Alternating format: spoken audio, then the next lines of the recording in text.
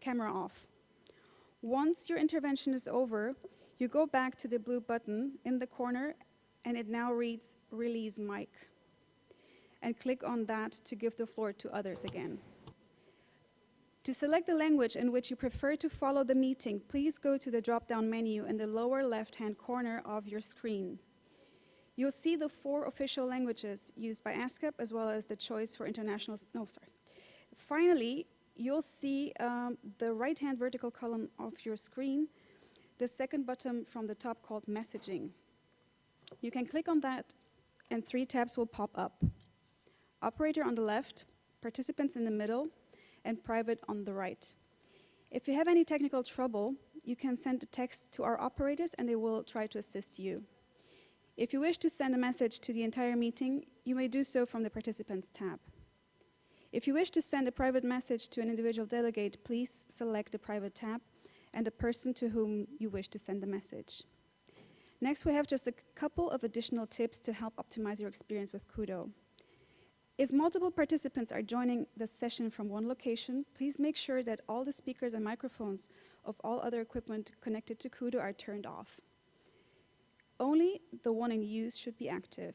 This is to avoid echoes and other interference with the system. If you have colleagues who are sitting in the same room as you but who wish to listen to another language, we advise using headsets or headphones, especially when you take the floor. Please ensure no other applications are running in the background in the system tray in your computer, and please deactivate any notifications that could distract you or create noise during the meeting. In case you experience any audio or video problems during the session, please refresh the browser. If the issue persists, please kindly alert the Secretariat by sending a message to the operators, as described. I also wish to share the following disclaimers regarding the provision of remote interpretation services during this virtual meeting. The remote simultaneous interpretation of proceedings is provided by the United Nations for the purpose of facilitating communication in light of the fact that there are 6 official languages of the United Nations, 4 of which are used at ASCAP. Participants are requested to be mindful of the additional difficulties experienced by interpreters when working in remote mode, of the increased likelihood of disruptions to the audio feed to the interpreters. Only the speech or intervention in the original language is authentic and constitutes an authentic record of the proceedings. In case of any inconsistency between the interpretation and the speech of intervention in the original language, the latter should prevail. In addition, interpreters servicing remote meetings cannot be held liable for interruption of service, pixelation, freezing, or loss of visual input, partial or complete loss of audio, audible artifacts, unauthorized access to personal or confidential data, leaking of information due to inadequate soundproofing, and/or data loss.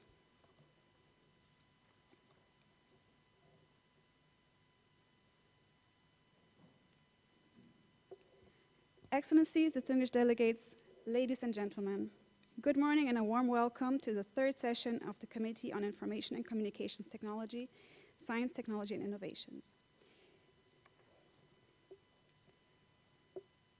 It is now my honor to invite Ms. Armida Salsi Ali-Shabana, Executive Secretary of ASCAP, to give her opening remarks.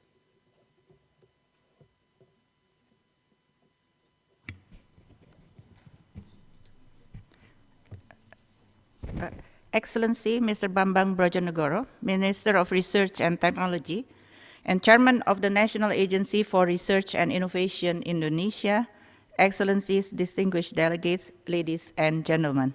Welcome to the United Nations Economic and Social Commission for Asia and the Pacific, and to the 3rd session of the Committee on Information and Communication Technologies, Science and Innovation. COVID-19 lockdowns turned many aspects of our physical lives into a virtual reality almost overnight. Digital has taken on a compelling new meaning in the region. People, planet, and prosperity are all increasingly dependent on access to digitally driven technological innovations and seamless connectivity.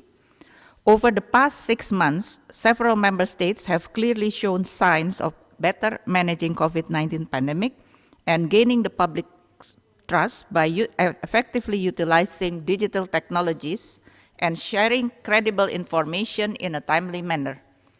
The digital age offers enormous opportunities to reach the most vulnerable groups of our societies. With growing dependence on digital platforms in all walks of life, countries in the region have helped maintain livelihoods and enabled those with access to carry on with their productive activities virtually. Yet, many have been left behind.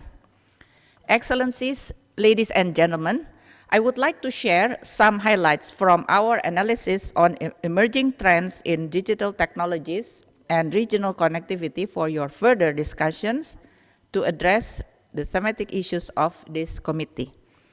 Asia-Pacific remains to be one of the most digitally divided regions in the world.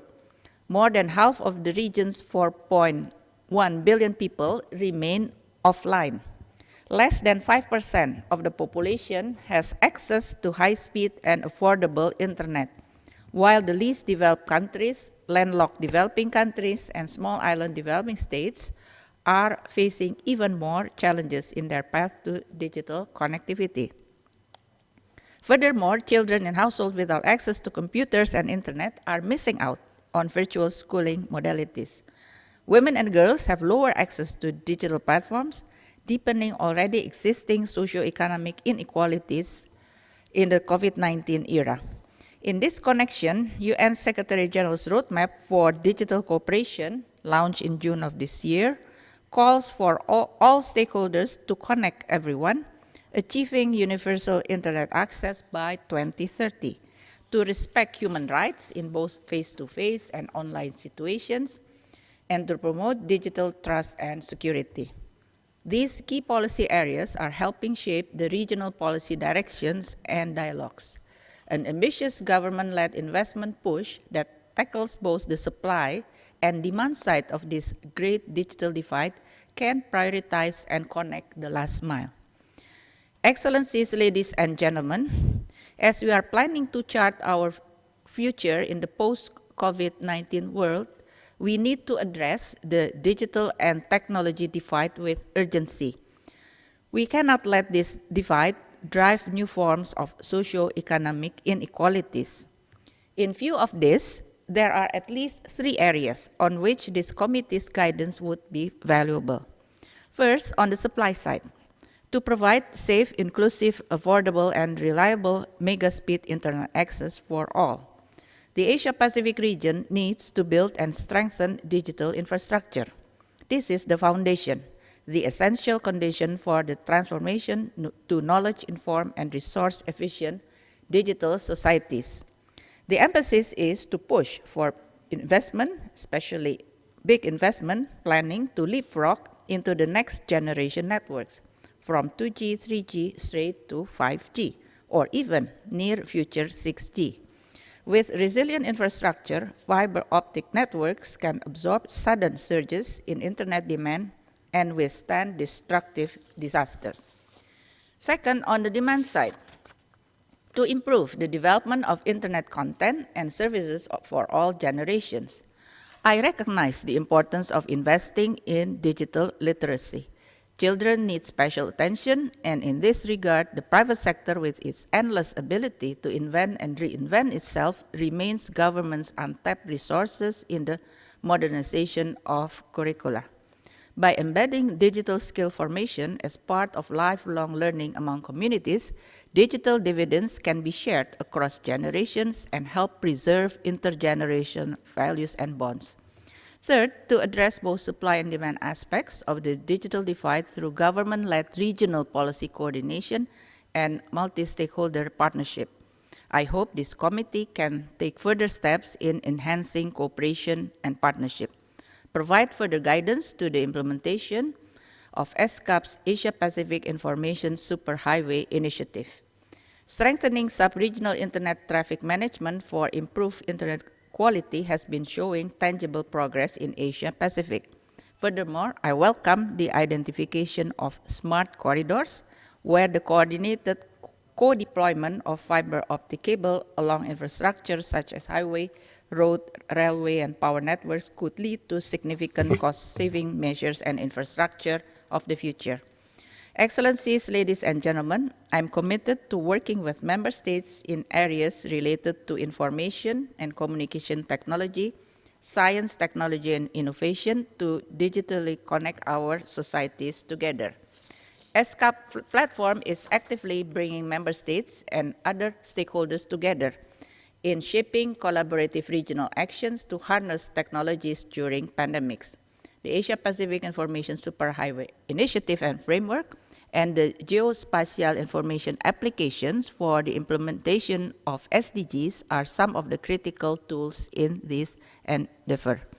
Furthermore, ESCAP's regional institution, the Asia-Pacific Training Center for Information and Communication Technology, or ICT, is upgrading and contextualizing its flagship initiative to fit current exigencies of COVID-19.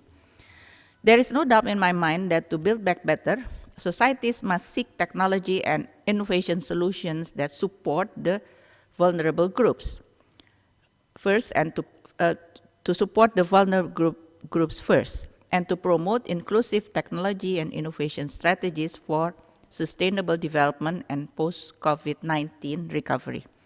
With this background, allow me to highlight 3 policy responses for your consideration and further guidance. First is to accelerate and scale up the preparation for the second phase of Asia-Pacific Information Superhighway implementation. I call on our member states to agree to work on an action plan with an ambitious vision that doubles connectivity by 2025 and achieve universal connectivity by 2030. Second, ensure innovations are accessible and affordable for all as a policy priority. I urge member states to roll out innovative government policies that incentivize businesses to focus on creating innovative business models and practices. Third, support research, training, and advisory services in the fields of science, technology, and innovation that will further strengthen the Secretariat's work in aligning our regional capacity building activities with global initiatives. Excellencies, ladies and gentlemen, together with governments, private sector, academia, and social innovators and entrepreneurs, we must offer visions of a future with practical solutions to bring sustainable development closer to everyone. I'm looking forward to hearing the outcome of this committee. I'm also pleased to inform you that we are kicking off a 6-part regional conversation series on building back better in commemoration of the UN 75th anniversary this year. The first regional conversation will be held later today that will focus on the theme of accelerating digital connectivity and leveraging innovation. I deeply appreciate your continued trust and commitment in our partnership and engagement. Thank you for your attention. I wish you a very successful committee session. Thank you very much.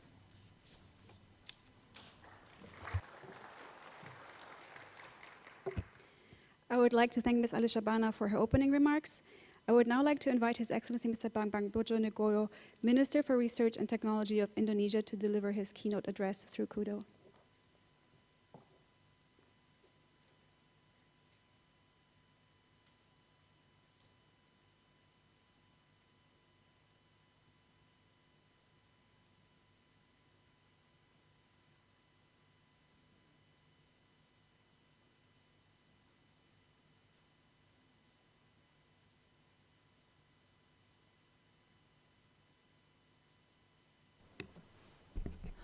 Excellency, you are on mute.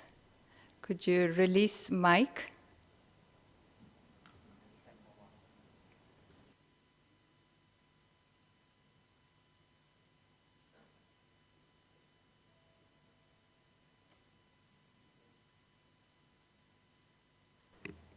You are still on mute.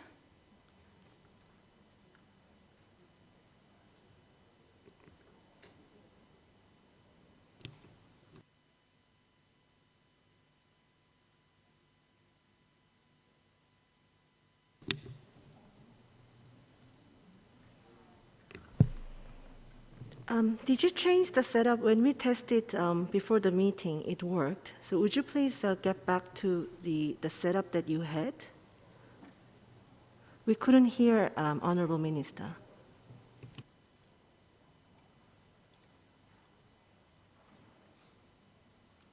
Can you hear me, ma'am? Can you hear me? Yes, we can hear you very clearly. Okay, is it okay? Yes. Okay. Okay. Excellencies ministers, ambassadors, Ibu Armida Alisabana, UNSCAP, distinguished participants, ladies and gentlemen. Very good morning to all of you. It's very unfortunate that we have this meeting not in the ESCAP headquarters in Bangkok, but rather virtual. And of course, this is due to the COVID-19 pandemic. As you know, this pandemic has brought down the global economy. Even in some of the Southeast Asian countries, all countries experience negative growth with the exception of Vietnam.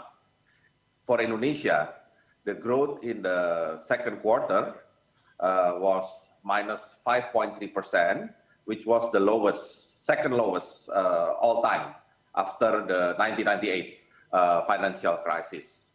Of course, we know why the economy has been in negative growth. It's simply because we have to follow strict discipline of COVID-19 health protocol, in which we have to maintain the distance, we have to wear the mask, and of course, we have to stay away from the crowd. And unfortunately, some of major economic activities have to be postponed or have to be stopped for a while. But we need to find a solution. And I think I really appreciate the initiative from ESCAP to bring out the idea of the needs of the digital transformation as well as broadband infrastructure. In Indonesia, to try to maintain the harmony between the need for economic activities, which is of course essential for many of our people, but at the same time, we need also to maintain the strict protocol of COVID-19. Then we trying to offer the concept of less contact economy. Why it is called less contact economy? As we know, in traditional economic activities, the activities that we know so well, there has been kind of hyper-connectivity among human beings in order to carry out the economic activities. Unfortunately, due to COVID-19, we cannot do too much in terms of this hyper-connectivity. Instead, the hyper-connectivity needs to be replaced by the ICT. So the ICT becomes critical to deliver some of economic activities while still paying attention to the strict protocol of COVID-19. So with the concept of less contact economy, it's not surprising if some online activities like e-commerce, online education or long-distance education, as well as telemedicine have been blooming, have been growing quite significantly during the pandemic. People now doing the retail activities more through e-commerce rather than going to the traditional market or going to the shopping mall.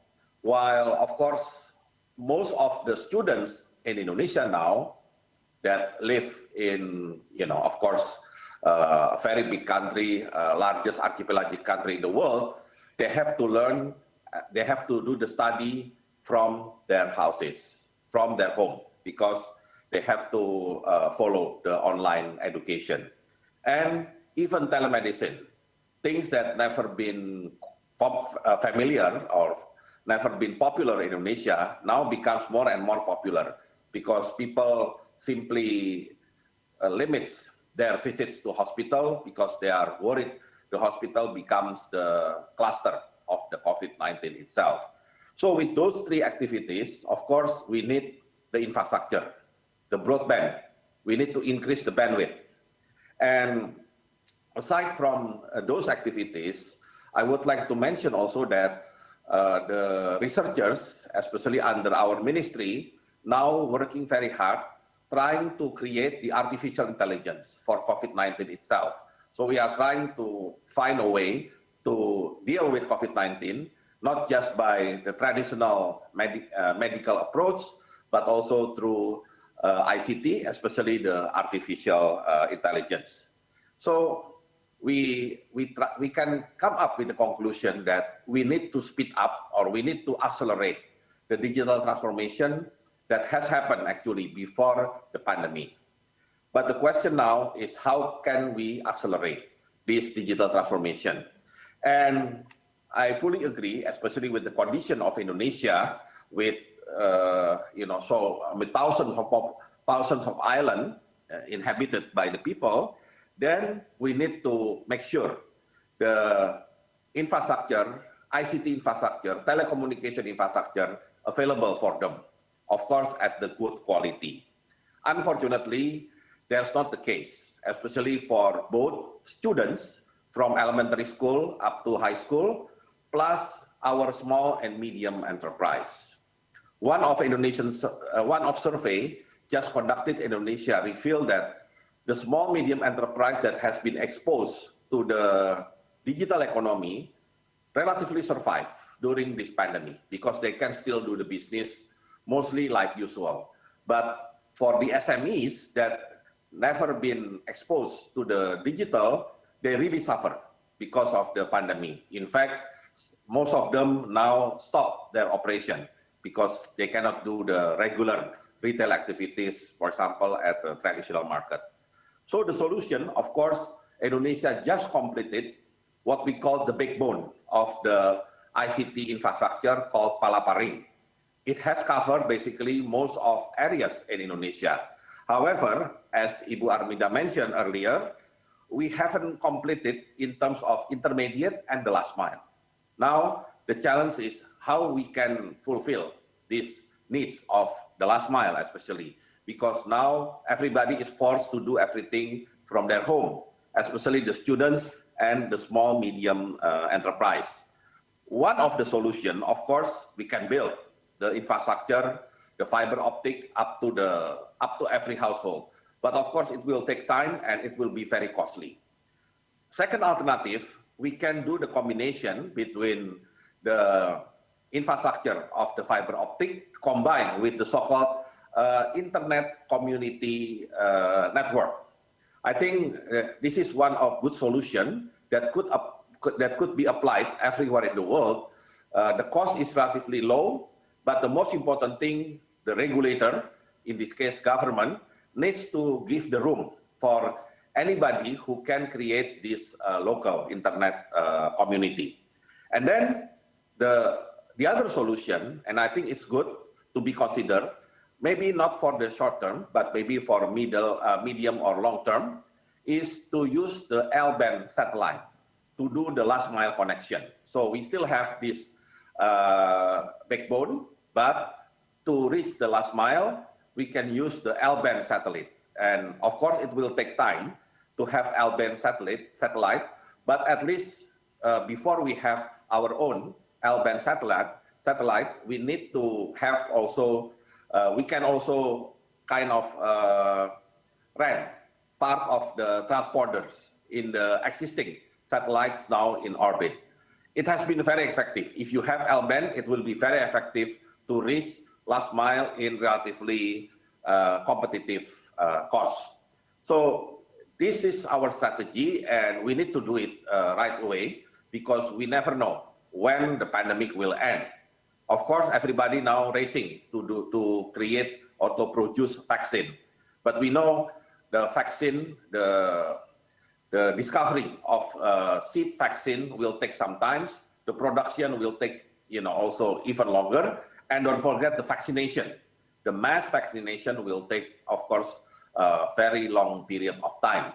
So while we are dealing with that, we need to make sure that all the infrastructure in terms of ICT, telecommunication needs to be fulfilled. And we have to make sure that any online activities will be as good as offline activities. and we already have a very good experience with fintech. I think everybody knows the needs of fintech, and everybody now is accustomed to do the mobile banking, and online banking, and we already left our old tradition of using the bank subsidiary physically. So we can leave this the traditional banking system. We can switch into the fintech.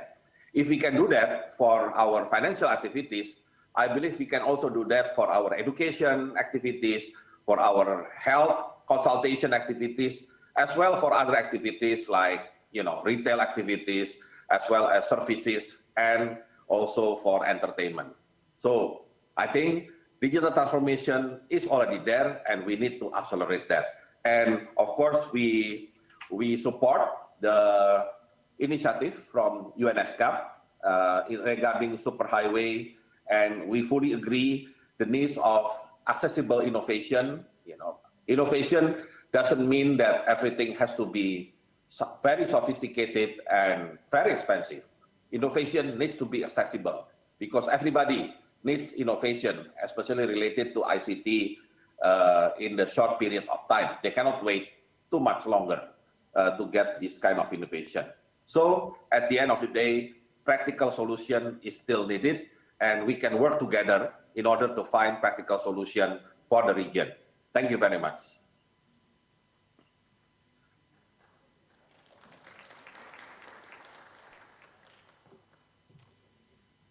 I would like to thank His Excellency Mr. Bambang Brojonegoro, Minister for Research and Technology of Indonesia, for his keynote address. Distinguished delegates, His Excellency Mrs. Serena Satari, Vice President for Science and Technology of the Islamic Republic of Iran, has recorded a statement. May I invite the conference room officer to play the video. به نام خداوند بخشنده مهربان، خانم ها، آقایان، بسیار خرسندم که افتخار مشارکت در این جمع فرهیخته برای من فراهم شده است. امیدوارم گفتگوهای سازنده این کمیته فرصت‌های مناسبی را برای تعمیق همکاری بین کشورهای عضو فراهم آورد. همچنین لازم می‌دانم در ابتدا مباهات خود را بابت تجربه میزبانی از اعضای محترم در نشست پیشین کمیته فناوری اطلاعات و ارتباطات، علم، فناوری و نوآوری اسکاپ در سال گذشته اعلام دارم. ابتکار این کمیته که در دوره پیشین با ریاست نماینده کشورم ایران در تایلند برگزار شد، نمونه مناسب از تلاش برای تفاهم کشورها برای اقدام مشترک در خصوص بهره برداری از فناوری و نوآوری برای نیل به توسعه پایدار در سطح جهانی است. زیرا با وجود بهره‌مندی هر یک از کشورهای عضو اسکاپ از سهمی از تجارب سیاستی و راهکارهای نوآورانه، سبد قابل توجهی از ابزارها برای طراحی اقدامات جمعی و بین‌المللی در مسیر توسعه در اختیار ما قرار دارد. من بر این اساس باور دارم که توجه بیشتر ملت‌ها به ظرفیت‌های مشترکشان بهترین استراتژی برای به اشتراک گذاشتن دستاوردهای توسعه پایدار در سطح جهان است. دوستان گرامی، در حافظه هر کس شما شواهد تاریخی فراوانی از مواجهه ملت‌هایتان با مسائل دردآور اجتماعی وجود دارد. ملت‌های شما از روزهای سخت گذشته عبور کردند، از دردهای بزرگشان درس‌های بزرگ آموختند و به این طریق در برابر هر مسئله جدید قوی‌تر از گذشته عمل کردند. اگرچه این مایه خوشنودی است، اما همه به خوبی می‌دانیم که برخی از مسائل کنونی جهان ما از حد تاب‌آوری یک ملت به تنهایی بزرگترند. در این شرایط ما نیاز داریم تا در کنار یکدیگر تجارب، تخصص‌ها و راهکارهای فناورانه من را برای طراحی اقدامات جمعی اثربخش به اشتراک گذاریم. دنیاگیری کووید 19 نمونه از مسائل بزرگ پیش روی ماست که آسیب‌های جدی آن در بخش‌های کسب و کار، سلامت، آموزش و رفاه عمومی همه جوامع و به ویژه گروه‌های آسیب‌پذیر را تحت تاثیر قرار داده است. L'interprétation reprend. Il ne fait aucun doute que surmonter cette crise nécessite les meilleurs efforts pour acquérir de nouvelles technologies et dans le même temps, la diffusion des technologies existantes pour faciliter un accès universel revêt une importance égale. Cette approche collective qui vise à s'assurer que les nations ont accès aux droits des exigences technologiques de base pour la santé publique et le bien-être est capitale. Maintenant, il est de notre choix de regarder les défis mondiaux comme la pandémie de coronavirus en tant que concurrence internationale en matière de sciences et technologies ou en tant qu'une opportunité pour une collaboration généreuse de façon à construire un monde meilleur. Sur la base de l'expérience de la République islamique d'Iran, je pense maintenant que l'échange ouvert de produits technologiques avancés au niveau international fournit une opportunité vitale pour surmonter les défis auxquels nos sociétés font face, et donc la coopération des pays dans le développement et la diffusion des innovations technologiques est un facteur de motivation pour l'augmentation des progrès accomplis par les nations. Et à cet égard, la République islamique d'Iran s'est toujours efforcée d'utiliser l'innovation en tant qu'outil pour soutenir la transition des sociétés vers la prospérité et le développement, avec une vision de ces réussites technologiques. Par exemple, j'aimerais mentionner que dès le départ de la pandémie de la Covid-19, le soutien du gouvernement de la République islamique d'Iran a provoqué, ou plutôt a poussé les entreprises à innover en matière d'équipement et de médicaments liés au diagnostic et au traitement de la Covid-19 au niveau des normes internationales et a permis de réduire la dépendance des pays aux importations de ces produits tout en les exportant vers d'autres pays. La République islamique d'Iran, en tant que pays leader en matière de sciences, de technologie et d'innovation dans le monde islamique, a connu de nombreuses réussites pour lutter contre la Covid-19. J'aimerais vous mentionner certaines de ces réussites technologiques dans ce domaine. Dans le domaine du vaccin contre la Covid-19, 3 groupes ont commencé leurs activités en Iran depuis و تزریق به حیوان آزمایشگاهی را طی نموده و در آینده نزدیک شاهد اخبار امیدبخشی از دستیابی دانشمندان ایرانی به این واکسن را خواهید شنید. در حوزه داروهای مؤثر برای کنترل و درمان ویروس کرونا تعداد بیشماری مطالعه بالینی در بخش بهداشت و درمان ایران انجام شده است که منجر به کشف روش‌های درمانی مؤثر در کنترل و درمان ویروس کووید 19 شده است. در حوزه کیت‌های تشخیصی و کیت‌های استخراج بیماری کووید 19 5 شرکت ایرانی موفق به ساخت و تولید این کیت‌ها شدند. در حوزه تجهیزات پزشکی به منظور پیشگیری از شیوع و درمان ویروس کووید 19 متخصصین و شرکت‌های دانش بنیان ایرانی موفق به ساخت و تولید دستگاه‌های ونتیلاتور بیمارستانی، دستگاه‌های اکسیژن ساز خانگی و بیمارستانی، مانیتورهای علائم حیاتی، پالس اکسیمتر، ترسنج‌های دیجیتالی و همینطور دستگاه CT اسکن شدند. در حوزه ملزومات مصرفی پزشکی به منظور پیشگیری از شیوع بیماری کووید 19 شرکت‌های ایرانی موفق به ساخت ماشین‌آلات تولید انواع ماسک، دستکش، مواد ضد عفونی کننده دست و سطوح با پایه‌های الکلی و غیر الکلی شدند. تمامی این پیشرفت‌ها در شرایطی رخ داده است که علیرغم نشان دادن حسن نیت کشور من در برنامه جامع اقدام مشترک یا برجام، شدیدترین تحریم‌های ظالمانه از سوی کشور ایالات متحده آمریکا مسیر هر گونه واردات و کمک‌های بین‌المللی به کشور ما را حتی در حوزه‌های بشردوستانه با مشکلات جدی مواجه کرده است. با این حال حجم قابل توجهی از تجهیزات، ملزومات پزشکی و کیت‌های تشخیصی به کشورهای مختلف صادر گردیده است. در این میان مسئولیت اجتماعی کشور ایران نیز موجب گردید تا بسته‌هایی از محصولات دانش بنیان مرتبط با کووید 19 در راستای مأموریت‌های انسانی و بشردوستانه خود و همچنین معرفی این محصولات به سایر کشورها در قالب کمک‌های انسان دوستانه به 14 کشور دوست از جمله عراق، افغانستان و سوریه اهدا گردد. کشور من در همین راستا آمادگی دارد تا در همکاری‌های علمی و فناوری بین‌المللی که مبتنی بر اصول احترام و برابری ملت‌ها با هدف مدیریت جهانی بیماری‌های فراگیر طراحی گردد مشارکت مؤثر ایفا نماید. اعضای محترم کمیته، صمیمانه خواهشمندم در تعاملات و گفتگوهای خود به سازوکارهای باز برای تبادل تجارب، نیروی انسانی ارزشمند از قبیل دانشمندان، کارآفرینان و ابزارهای فناورانه بر مبنای منافع چند جانبه به طور ویژه توجه نمایید. زیرا بارور کردن ظرفیت‌های نوآوری ملت‌ها جز با اشتراک صمیمانه اندوخته‌های ملی در مقیاس‌های جهانی میسر نخواهد شد. همچنین لازم است تاکید نمایند با توجه به نیاز مبرم جهانی به تدارک زیرساخت‌های توسعه پایدار از کشورهای برخوردار و توسعه یافته انتظار می‌رود که ضمن پرهیز از اقدامات یک جانبه اراده و نگرشی بلند مدت به اشاعه نوآوری در جوامع کمتر توسعه یافته اتخاذ نمایند.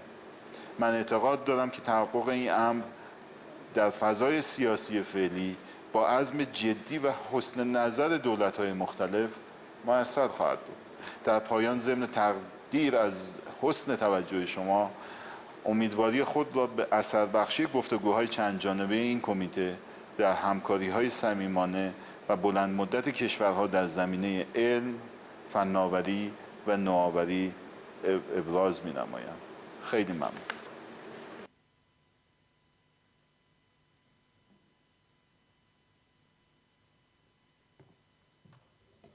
I thank His Excellency Mrs. Serena Satari for his statement. Distinguished representatives, that concludes our opening session. We'll proceed with the election of officers shortly, but before we would like to present a video on COVID-19 precautions at UNCC.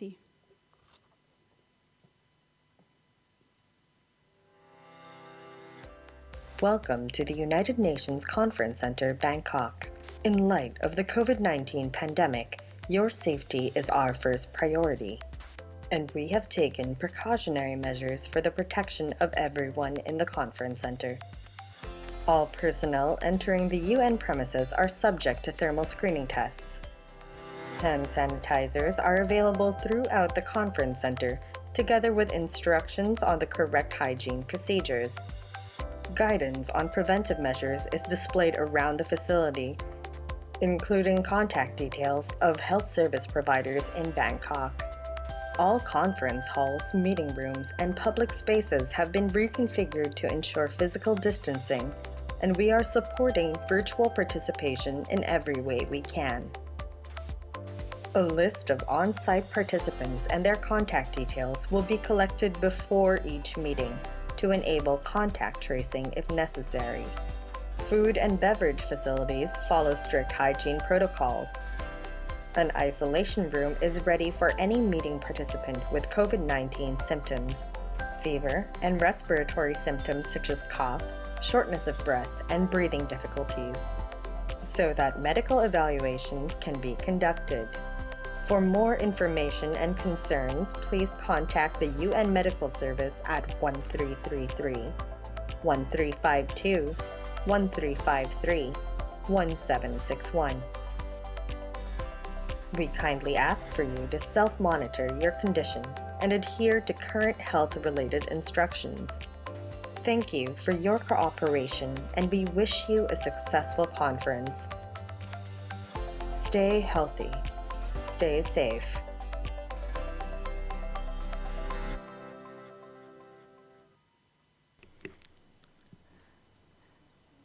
Distinguished delegates, ladies and gentlemen, we will now proceed with the election of officers of the Bureau. The Bureau shall consist of a chair and 5 vice chairs.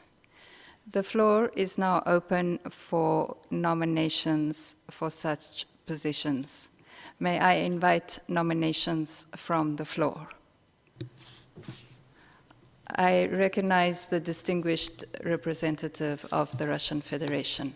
You have the floor. Доброе утро, уважаемые коллеги. Good morning, colleagues. Madam Moderator, we would like to propose the following delegates. His Excellency Dr. Renato Solitam,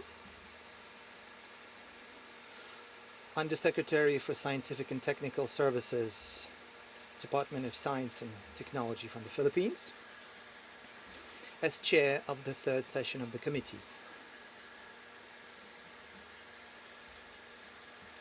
I further propose